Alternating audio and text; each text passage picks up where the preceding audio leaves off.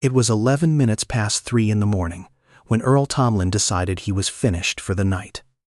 He sat in the cab of a tow truck that no longer belonged to him, not really, and he watched his own breath turn to fog against the windshield.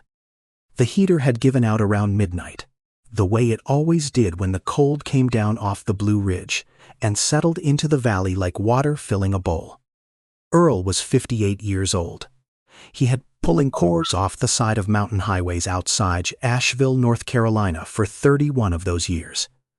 And on this particular night he had earned exactly $38, which was $11 less than the diesel he had burned to earn it. On the passenger seat beside him lay a folded letter. He had read it so many times the creases had gone soft as cloth. It came from a company called Sentinel Auto Finance, and it said, in the flat and patient language that money uses when it has already won, that Earl was behind on the note for his truck by $4,217.83. It said that if the full amount was not received within 3 days, an agent would come for the vehicle. They called it a recovery. As if the truck had been lost, and they were the ones being kind enough to find it. Earl had $11.40 in his bank account. He knew the number without looking, the way you know the sound of your own front door. So he should have gone home. Any reasonable man would have gone home. But Earl Tomlin had never once in his life been able to leave the radio on and drive away from it. And the radio crackled now with a voice from the county dispatch, tired and apologetic, asking if anybody at all, was still working the north end of the highway. Because there was a stranded motorist up past the closed gate of the parkway, and not a single other tow company was answering at this hour. Earl looked at the letter. Then he looked at the small white index card taped to the dashboard, right above the fuel gauge, where he would see it every day of his working life. The ink on it had faded almost to nothing, but he didn't need to read it. He had it by heart in his father's blocky handwriting. It said only 7 words. You never leave a man on the road, and under that, smaller, the single word, pop. Earl keyed the radio. This is Tomlin, I'm rolling. And that was the decision, made at 11 minutes past 3 in the morning, that would change the rest of his life. Though of course he did not know that yet. A man almost never knows it at the time. The truck groaned up the grade. Earl drove the way men drive who have driven a road 10,000 times, his hands loose, his eyes already finding the place where the headlights would pick up a shape. And eventually they did. There, on the gravel shoulder where the guardrail bent away from the trees, sat an old sedan, a faded gray Buick at least 15 years old, its hood up, its hazard lights blinking weakly, like something with a slowing heart. A man stood beside it. He was tall and older than Earl, maybe in his 70s, in a wool coat that had been good once and had been worn long past good. He had his hands pushed deep into his pockets and his shoulders set against the cold. And there was a stillness to him that Earl noticed right away, because Earl had pulled hundreds of stranded people off the side of the road, and almost all of them paced or cursed or waved their arms. This man simply stood, looking out at the dark folds of the mountains, as though the breakdown were a small thing, and he was thinking about something much larger. Earl pulled the truck in nose to nose, set his flashers, and climbed down. Evening, Earl said, though it was nearer to morning. You called it in? I did, the man said. His voice was low and unhurried. I'm afraid she just stopped. 1 mile back the lights on the dash all came on at once, and then there were no lights at all. Earl lifted the hood the rest of the way and put his work light on the engine. It took him about 90 seconds to find it. Alternator's gone, he said. Belt's still on her, but the alternator's not charging. You've been running off the battery, and the battery's done. She's not starting tonight, not up here. I can tow you down to my lot, and in the morning we'll see about a part. The man nodded slowly. He did not ask the price. In Earl's experience, that was either a very rich man or a very poor one, and the old gray Buick told him which. How much would the tow run me? The man finally asked, and there it was, the small hesitation before the word much. The hesitation Earl knew because he made it himself at the grocery store, and the pharmacy, and every other place that wanted money he was counting in his head. 65 to come up the mountain, Earl said. But don't you worry about that right now. Let's get you out of the cold first. You can sit up in the cab while I hook her. Here is something to hold on to, because it matters later." At that moment, Earl Tomlin had no idea who this man was. None at all. He saw an old car, a worn coat, and a tired face out alone in the freezing dark at 3 a.m. And he made the only assumption a kind man makes, which is that the stranger was probably worse off than he was. That assumption was wrong in every way that money can measure. And it was exactly right in the only way that ever truly counts. In the cab, with the man settled in the passenger seat and Earl backing the rig into place, the old gray Buick rose slowly onto the bed of the truck. The man's eyes moved around the inside of the cab the way a careful person reads a room. He saw the thermos with the dented lid. He saw the photograph clipped to the visor, a woman with kind eyes and a yellow dress laughing at whoever held the camera. And he saw the small white index card taped above the fuel gauge. "You never leave a man on the road," the man read quietly. He turned to look at Earl. "Whose words are those?" "My father's," Earl said. He pulled the truck back onto the highway, the Buick riding behind them now like a tired animal being led home. "Walter Tomlin. He ran this same route before I did. Had this same truck, near enough. He used to say a man can lose his house and his health and just about everything else, but the day you start driving past people who need you, that's the day you've lost the one thing nobody can give back to you." Earl smiled, a little embarrassed. "He taped that card to the dash so I'd see it. I never took it down. 12 years he's been gone and I never took it down." The man in the wool coat was quiet for a long moment. When he spoke, his voice had changed, gone somewhere deeper and farther away. "I had a brother who said something close to that," he said. "A long time ago. He used to say the road doesn't care who you are. It only cares whether somebody stops." He didn't say anything more about the brother. Not then. But Earl noticed how the man's hand had closed around something in his coat pocket, some small object he held the way you hold a thing that hurts to hold, and Earl, who had buried people he loved, knew enough to let the silence be. They rode down the mountain together, 2 old men and 2 old vehicles, while the first gray edge of morning began to show behind the ridges. Neither of them yet understood that the night had been arranged by something larger than chance. The lot where Earl worked sat at the bottom of the valley behind a chain-link fence, a low cinder-block office, a single-bay garage, and a gravel yard where a handful of vehicles waited to be claimed. Earl unloaded the gray Buick under the one working floodlight and parked it gently. The way he parked everything, as though it could feel how it was set down. "Now," the man said, reaching into his coat, "let me settle with you." And this is where the night turned, though it turned so quietly that a person watching from across the road would have seen nothing at all. The man drew out a fold of bills. It was a thick fold, far thicker than $65, the kind of fold Earl had not held in his own hands in years. The man began to peel bills off it, and they were hundreds, and he counted out 3 of them, then a 4th, then a 5th, and laid them flat on the seat between them. $500. For a $65 tow. "You came out at 3 a.m, the man said, "when no one else would. That's worth more than a number on a card." Earl looked at the money. Let me tell you what Earl saw when he looked at it, because the master of any temptation is in the detail. He did not see $500. He saw the first piece of $4,217.83. He saw the agent from Sentinel Auto Finance turning his car around. He saw himself keeping the truck that was the only thing standing between him and nothing at all. $500 would not save him by itself. But it was the first stone of a wall he badly needed to build, and it had just been laid on the seat beside him by a man who was holding it out, freely, gladly, asking him to take it. Earl picked up 4 of the 5 bills and handed them back. "$65 is the tow," he said. "I'll take the 100 and call it even for coming up the mountain. The rest you keep." The man did not take the bills back right away. He studied Earl's face in the floodlight. "Sons," he said, and it was strange to be called son at 58, but the way the old man said it made it feel right. "You don't look to me like a man who can afford to turn down $400. Earl laughed, soft and tired. "No, sir. I surely cannot. He put the 400 firmly into the man's hand and closed the man's fingers around it.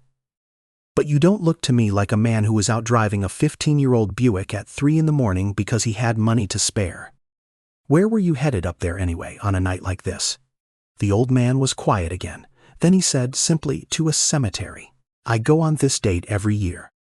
I lost track of the time. I always do on this date. And Earl understood. He understood the stillness, and the hand closed around the small object, and the long drive in the cold dark on the worst anniversary a heart can carry. He understood it because 2 years ago he had buried Ruth, the woman in the yellow dress on the visor. And he knew what date did to a man, and what a man would drive through to sit with someone he could no longer sit with. Then I won't take your money, Earl said. Not tonight. A man going where you were going doesn't owe me a thing. My wife Ruth, she used to say the Lord keeps a better set of books than the rest of us, and he doesn't charge for kindness on a hard night. You keep your money. Let me run you somewhere warm. There's a motel by the interstate that'll have a room. For just a moment, something moved across the old man's face that Earl could not read. It looked almost like pain and almost like wonder, and almost like a man hearing a voice he had waited a very long time to hear again. All right, the man said quietly. Take me to the motel. Thank you, Mr. Tomlin.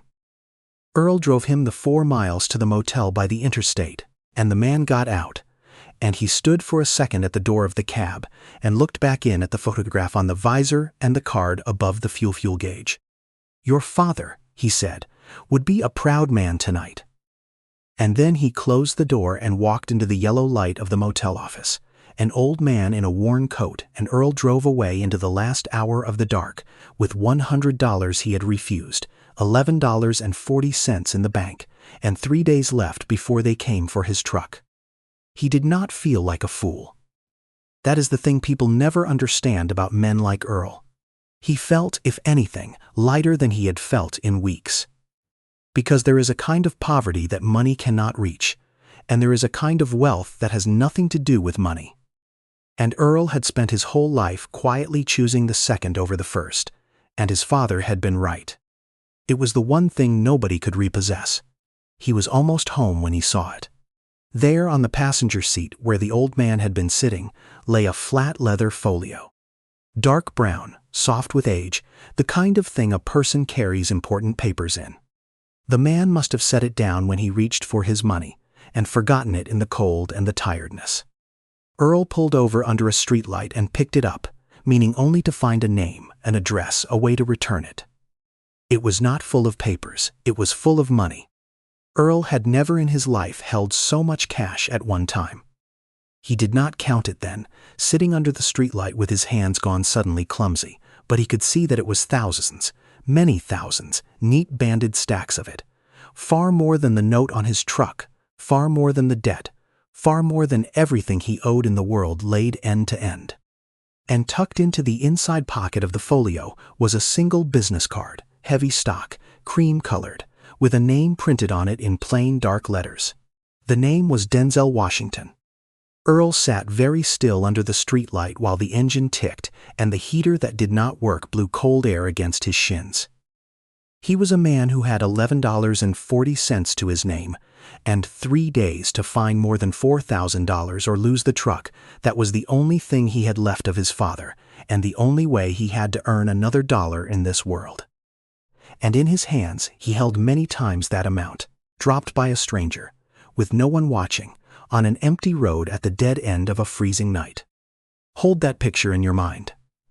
Because everything Earl Tomlin was, everything his father had taped to a dashboard, and everything his wife had believed about the Lord's better books, came down to what he did in the next 60 seconds. He turned the truck around and drove back to the motel. It was nearly 4:30 in the morning when he knocked on the door of room 11. He heard movement inside, and the door opened, and there stood the old man, the wool coat off now, in a plain undershirt, looking older and more tired without it, and on his face when he saw Earl was not surprise. That was the thing Earl would remember later. The man was not surprised at all. You left this in my truck, Earl said, and held out the folio. I didn't count it. I didn't want to know. It's all there, same as you left it." The old man looked at the folio in Earl's outstretched hand. He did not take it.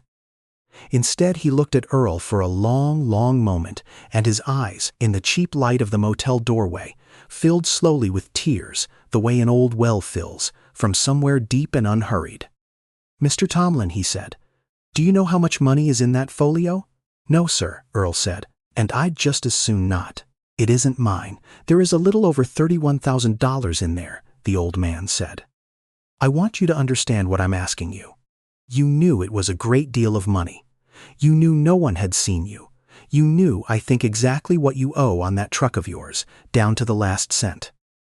And you drove back here in the cold to give it to a stranger." He paused. "Why?"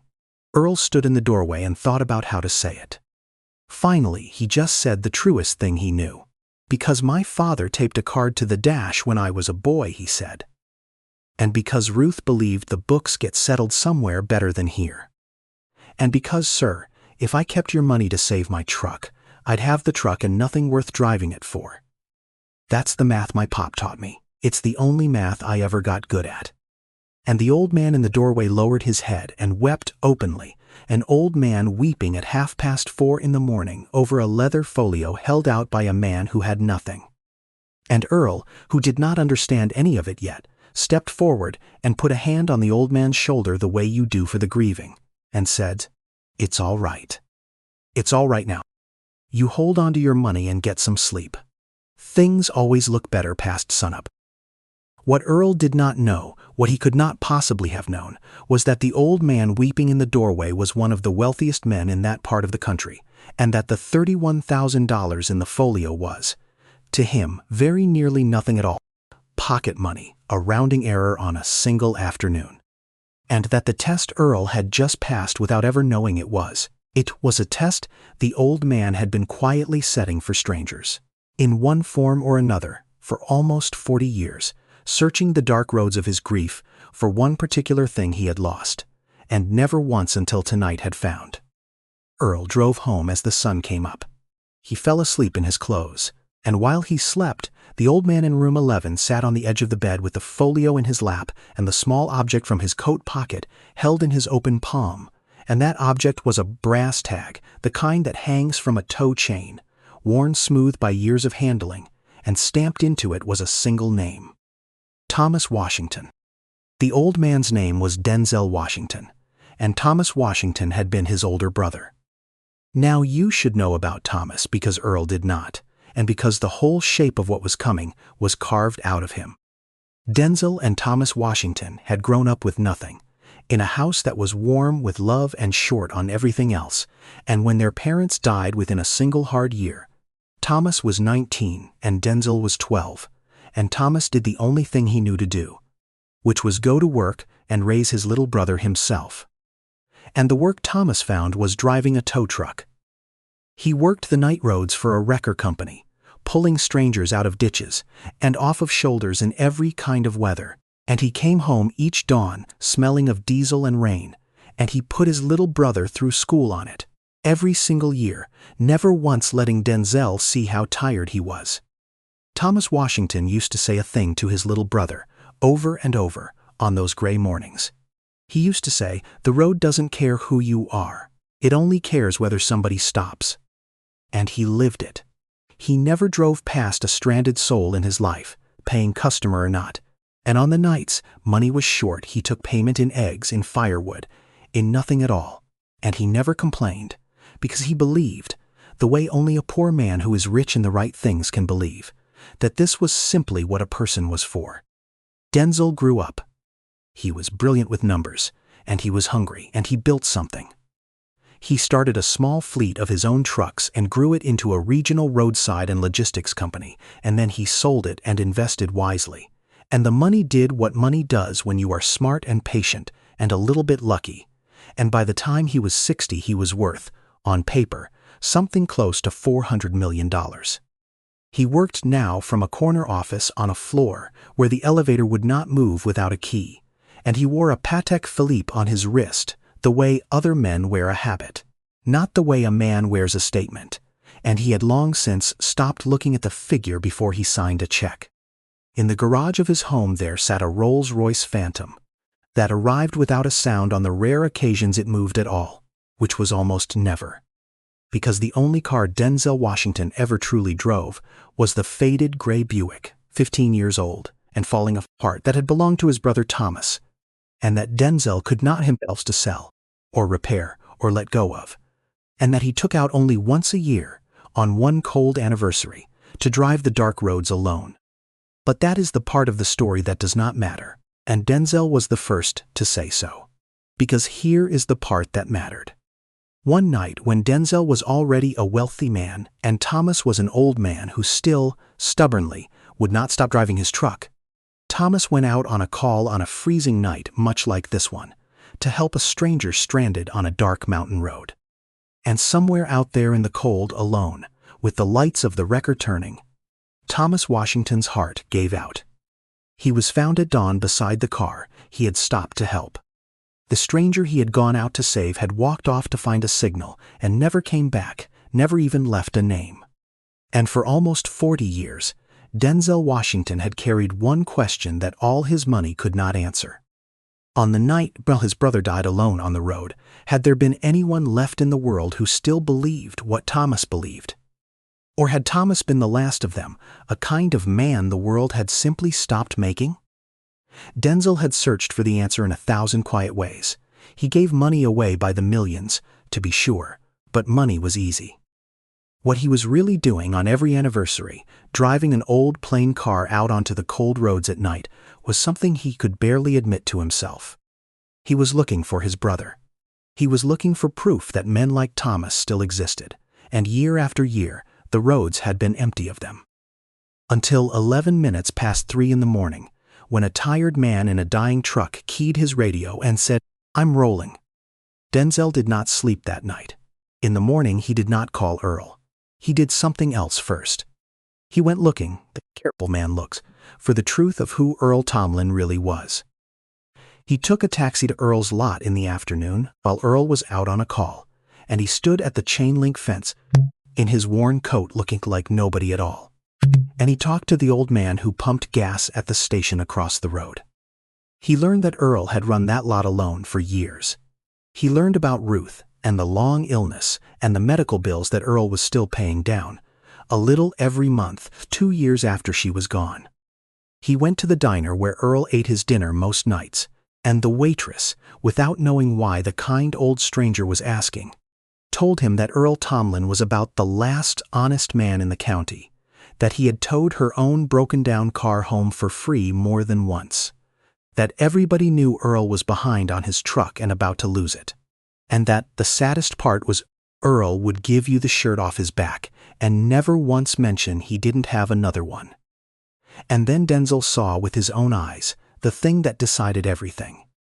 He was standing across the road from the lot near dusk when a young man pulled in, barely more than a boy, in a beat-up car with a flat tire and no spare and no money, on his way to a job interview the next morning, nearly in tears. And Denzel watched Earl Tomlin, a man with $11.40 to his name, and 2 days left before they took his truck, find the boy a used tire from the back of the garage, and mount it and air it, and wave away the boy's broken offer of the few crumpled dollars he had, and say something that made the boy stand up straighter. Denzel was too far to hear the words. He didn't need to hear them. He had seen this before a long time ago, on gray mornings, through the eyes of a 12-year-old boy watching his brother come home smelling of diesel and rain. Denzel Washington stood across that road, and he wept for the second time in 2 days. He had spent 40 years and $400 million looking for one thing. And he had found it at last in a man who did not know he was being looked for, who had nothing, and who was, at that very moment, giving away a tire he could not afford to a stranger he would never see again. That night, Denzel made some calls. He was very good at making calls. And the next morning, he came back. Earl was under the gray Buick when he heard the gravel crunch. He rolled out on the creeper, and there was the old man in the same worn coat, holding 2 cups of coffee from the diner, one of which he held out.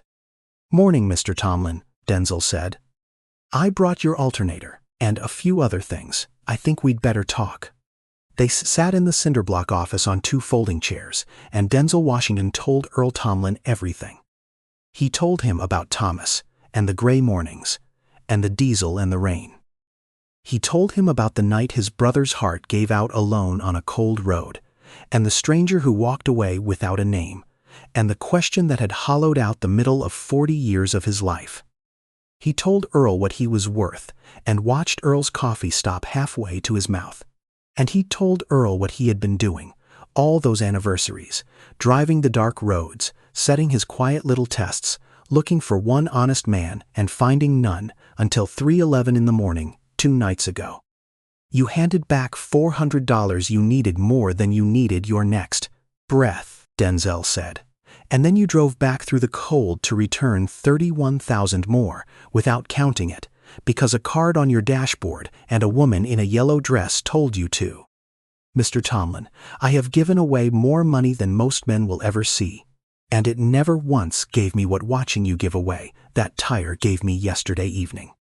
Earl, who had said almost nothing, finally found his voice, and it was thick. I wasn't trying to pass any test, sir. I didn't know there was one. I know, Denzel said. That's the only reason it counts. And then Denzel Washington told him what he had decided. He had already paid the note, the whole thing. The $4,217.83 to Sentinel Auto Finance, signed without a glance at the figure and paid in full before the sun was even up.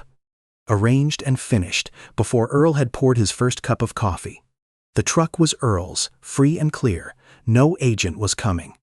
And he had paid off the last of Ruth's medical bills too, every cent, so that the woman in the yellow dress would owe the world nothing, ever again. Earl put his face in his oil-stained hands, and his shoulders shook, and he did not say a word. But Denzel was not finished, and what came next was not charity, because Denzel Washington had learned from his brother that you do not honor a working man by handing him a check and walking away. You honor him with work that means something. I'm starting a company, Denzel said. Or really, I'm finishing one I should have started 40 years ago. It's going to be a roadside program. We put trucks on the cold roads at night, in the places the big companies won't come because there's no money in it. We help the people nobody stops for. And every driver we hire is going to be somebody the world wrote off, the way it was about to write you off, and we're going to train them and equip them and pay them like the work is sacred, because it is.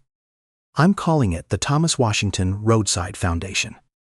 And I have spent 2 days looking for the right persons to run it, to teach those drivers what the job is really for. He leaned forward. I'm looking at him. Earl lifted his head. I don't know how to run a foundation, he said. No, Denzel agreed. But you know how to run toward a stranger at 3 in the morning when every reason in the world says drive home. The rest is just numbers, and numbers I can teach. What you know, Mr. Tomlin, can't be taught. My brother had it, you have it, and I am too old and too tired to keep driving these roads alone looking for it. So that is how it happened. Not with a lottery, not with a windfall a man could waste, but with a debt paid and a hand extended and a life's work shared between 2 old men who understood the same 7 words. In the months that came after, Earl Tomlin kept his truck, and he kept the lot. But the lot became the first depot of the Thomas Washington Roadside Foundation. And within a year there were 9 trucks rolling the cold roads of those mountains at night, driven by people the world had thrown away. And Earl had gathered back up, an ex-convict trying to go straight, a young mother who'd lost her job, a veteran who couldn't sleep anyway, and Earl trained every one of them the way his father had trained him. And the first thing each of them got, on their first day, was a small white index card to tape above the fuel gauge. You never leave a man on the road. Earl never had to ask whether there would be room to grow. Denzel had quietly bought the entire block around the lot in a single afternoon, before Earl ever thought to wonder where the new trucks would park, and he had done it without ceremony, the way another man might pick up the check at dinner. Earl visited the foundation's headquarters in the city only once. It was a glass tower downtown, and in the marble lobby the concierge greeted Denzel by name before either of them reached the desk, and the elevator would not rise to the top floor until Denzel touched it with a small key. Up there, Denzel met him not in the worn wool coat from the mountain, but in a Loro Piana cashmere coat, the color of wet stone. And when he sat down, he tossed it over the back of a chair, the way Earl tossed his own jacket onto a hook in the garage. Like it was nothing, like it had never been anything. And Earl understood then that the man who had wept in a motel doorway, in a plain undershirt, and the man in this glass tower were the same man, and that the coat had never once mattered to him, no more than the watch or the car, or the $400 million. The only thing that had ever mattered to Denzel Washington was finding out whether his brother had been the last good man on the cold roads. And he had his answer now. Denzel came by often. The two men would sit in the cinderblock office and drink coffee from the diner, and sometimes they didn't talk at all. Two old men who had each lost the person who mattered most, finding in each other something neither had expected to find again. And on the anniversary that next year, Denzel did not drive the cold roads alone. He rode in the passenger seat of Earl's truck, and they went up the mountain together, on a call, and they pulled a stranger out of a ditch in the freezing dark, and Denzel paid for it himself, and would not let the man refuse. And on the way back down, he held the brass tag stamped Thomas Washington in his open palm, and he was, for the first time in 40 years, at peace. Earl never did get rich. He didn't want to. But he never again worried about the note, or the bills, or the $11.40, and when people asked him how his whole life had turned around in a single freezing night, he always told them the same thing. And it is the thing I want you to carry out of this story. He'd say, "It didn't turn around because a rich man found me. It turned around because for 58 years I kept doing the small right thing when nobody was watching, and it turns out somebody was. Somebody is always watching.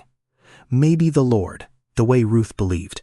Maybe just a tired old man in a worn coat who lost his brother and never stopped looking for him on the cold roads at night. Either way, the lesson is the same. You don't do the right thing because it pays. Most of the time it costs you. You do it because of who you become while you're doing it. And the day it finally pays, the way it paid for me, you'll find I'd already gotten the better part of the bargain years before, on 1,000 nights nobody ever saw." He kept the original card, his father's card, the one with the faded ink. He framed it and hung it in the office of the foundation, right by the door, so every new driver passed it on the way out into the dark. 7 words in a dead man's hand. You never leave a man on the road. And not one of them ever did. If this story reminded you that healing is quiet and that being seen can save a life, share it with someone who is carrying something heavy today. Every person you pass may be slowly finding their way back, one small task at a time. And sometimes the kindest people are the ones who notice us long before we notice them, ask for nothing, and change everything. Like this video, subscribe to our channel, and turn on notifications, because the next story might be the ones that someone needs to hear. We'll see for you then. A note before you go. This is a work of fiction. Earl Tomlin, the Washington brothers, the foundation, and every event in this story were invented for the purpose of storytelling. Any resemblance to real persons, living or dead, including anyone who happens to share the name Denzel Washington, is entirely coincidental and is not intended to depict or represent any real individual. And one last thing from me to you. The reason this story stayed with me is that I keep thinking about how Earl never once knew he was being watched, and how that's the only reason any of it meant anything. We spend so much of our lives waiting for the right moment, the moment someone important is looking, to be our best selves. But Earl was his best self at 3 a.m. on an empty road with $11 to his name, and no one around for miles. That's the part I can't shake. The truest measure of a person isn't what they do in the light. It's what they do in the dark, when they're certain the only witness is themselves.